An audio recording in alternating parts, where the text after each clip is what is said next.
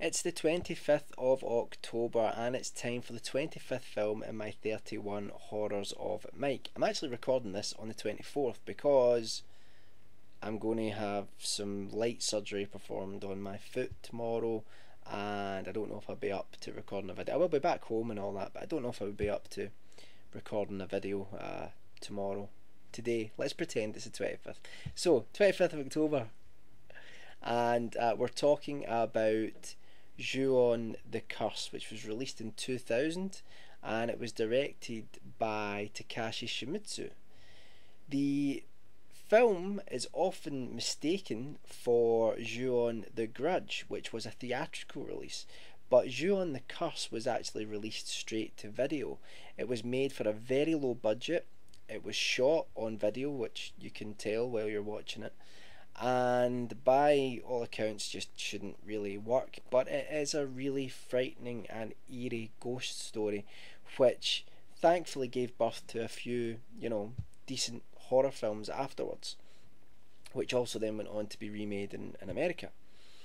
So Ju-on the Curse is an ensemble piece. It follows a house where we're not sure exactly what happened, but the film starts off where a teacher called Kobayashi goes to the house of a student, one of his pupils, to investigate to make sure he's okay. And when he's there, he discovers the boy Toshio, who he's looking for, and things seem to be a little bit strange in the house.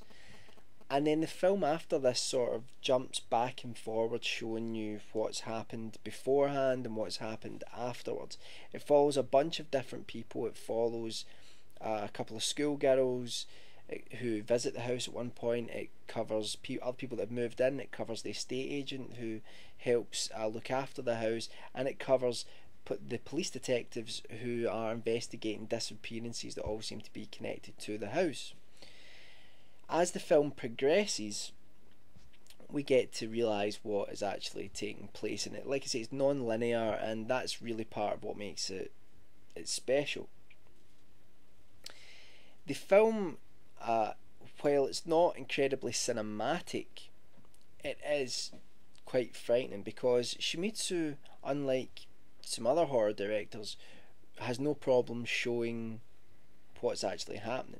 The whole premise of the film is, I don't know why I did this, but the whole premise of the film is based on the idea of a vengeful ghost. I think it's called an onyo. I don't know if I pronounced that correctly, in Japan. And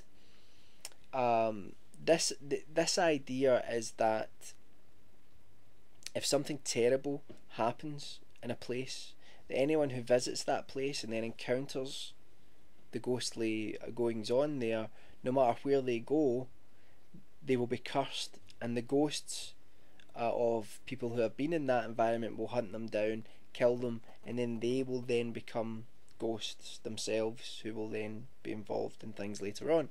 So that's kind of the idea, and that's why it jumps around loads of different people. And the good thing with that is that you don't know who's going to survive. You don't know where it's going. You don't really know what's happening to these people, and it's a little mystery, and that's what's really great about the film. If you have watched The Grudge or the remake The Grudge, then you know what happened. You know what the whole background to the house actually is. But if you haven't, then I would really recommend watching The Curse, because Ju-on the Curse is by far the best film of the series, in my opinion. I've watched almost all of them. I think I've watched The Curse, I've watched The Curse 2, I've watched The Grudge 2, and I've watched the American remake of The Grudge. So I've watched a lot, and I've even watched the short film which allowed Shimizu to then go on and make Ju-on the Curse. And it's a good story in terms of the production, in terms of the fact that maybe not a lot was really expected of this, and this shows you working on a really low budget, not shooting on film, which normally is a big turn off for people. But Shimizu really was able to produce this really creepy film, and like I say, he does not it's not all noises and things that go bump in the night. He shows some of these things in broad daylight, and it really is unnerving in my opinion. Um, I really this was like one of my first sort of introductions to proper sort of modern J horror, and I was just delighted when I watched it. It was like one of the films that made me go, I really need to watch more films from Japan.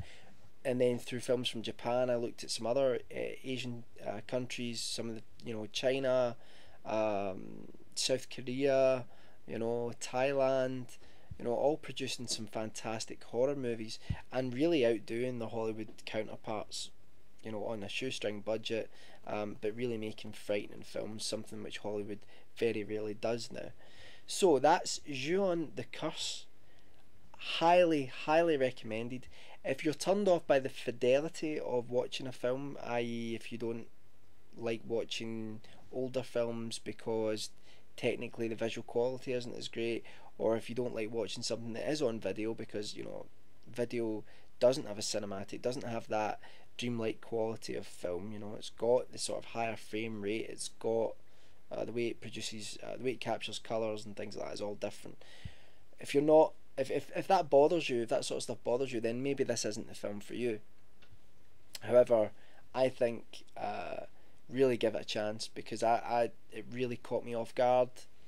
Like I say, I had already watched The Grudge, the remake, so I kind of knew what the background to the house was, but that didn't actually ruin it for me. I enjoyed it just as much. Fantastic little film, and definitely check it out. And I will be back tomorrow, and hopefully my foot will be intact. So I will see you all on the 26th.